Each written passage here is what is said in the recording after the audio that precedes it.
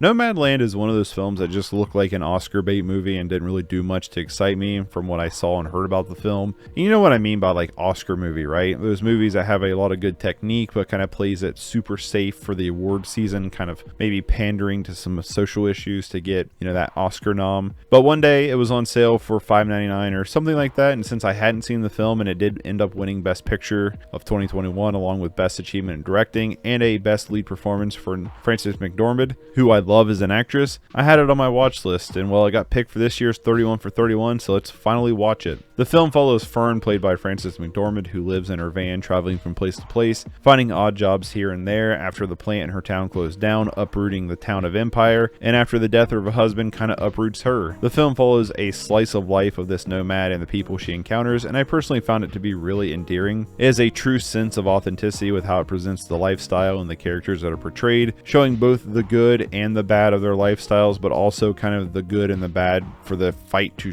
struggle to survive both physically and mentally. Fern is a great lead character. She is very easy to empathize with, and she's so charming and charismatic. You want to see her succeed even if she does kind of dwell on certain fears. Frances McDormand absolutely deserved that Oscar because she is so good in this role. From some mannerisms to her cadence and actions, you can clearly understand what the character is thinking without having any dialogue. She can literally be staring out into the empty vast desert and you know exactly what she's thinking. Some of the nomads feel like non-actors, and I didn't do my due diligence into looking into see if they actually were actors or not actors or someone they just pulled off the street, which is something that can definitely clash. Having an actor kind of outclass another performance from someone who isn't an actor on the same level can definitely feel like it kind of breaks the illusion. But here it kind of adds this breath of authenticity that really helped kind of ground the film, because even if they are non-actors, they are very believable in the dialogue and the life that they live, that it does kind of help ground Frances McDormand's character and make her even more believable. The film never tries to be overly dramatic, kind of never has heightened drama. It kind of stays very grounded, which for me really helps sell the film. There's no major conflict, there's no major turmoil. It's literally just like a slice of life, and the major conflict is just watching Fern kind of navigate through her life. The film looks amazing. The cinematography by Joshua James Richards was great. The film really captures the beauty of the land, but also has this documentarian feel to it, which kind of just really does fit the story. One of the downsides would just be the music, because looking back, I couldn't tell you if there's any music in the film or not. I just watched it this morning. Another thing I had a slight issue with the film was the pacing. Now, at no point was I bored with the film, but I did think to myself that I could definitely fill the runtime. And at one point I noticed the time on the Blu-ray saying 57 minutes, and I was thinking I was like maybe an hour and 20-ish in. Like I said, I was never bored, but I could feel the runtime. I will say there is something about van life and nomad life that I've always found to be rather romantic. Just the idea of selling your possessions and living on the road, working here and there for money is just kind of alluring, really. Some days I think it would be nice to have that kind of lifestyle, but then what would I do with all these films? It's very easy for me to get wrapped up into a story like this, because this is something I've watched on YouTube for quite some time, people living in their vans or small lifestyle living, nomadic living. But what was surprising was that even my dog loved this movie.